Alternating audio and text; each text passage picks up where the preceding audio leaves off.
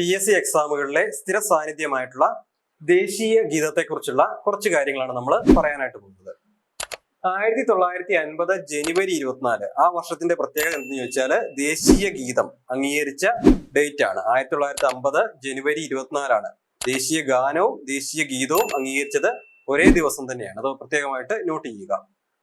ഏത് ഭാഷയിലാണ് ദേശീയ ഗീതമായ വന്ദേ മാതരം? നമ്മുടെ ദേശീയ ഗീതം എന്ന് ചോദിച്ചാല് അല്ലെ, നമുക്കറിയാമല്ലോ വന്ദേ മാതരം. വന്ദേ മാതരം ഏത് ഭാഷയിലാണ് രചിച്ചിരിക്കുന്നത് എന്ന് ചോദിച്ചാല് അത്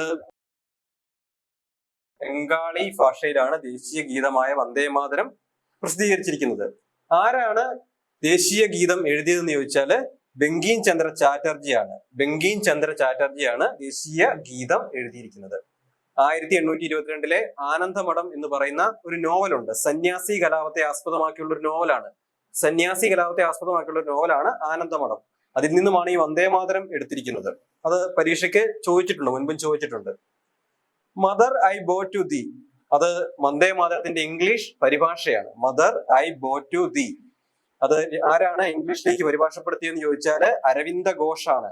ഇംഗ്ലീഷിലേക്ക് വന്ദേ മാതരത്തെ mother I bow to thee എന്ന പേരിൽ പരിഭാഷപ്പെടുത്തിയത് അരവിന്ദ ഘോഷാണ്.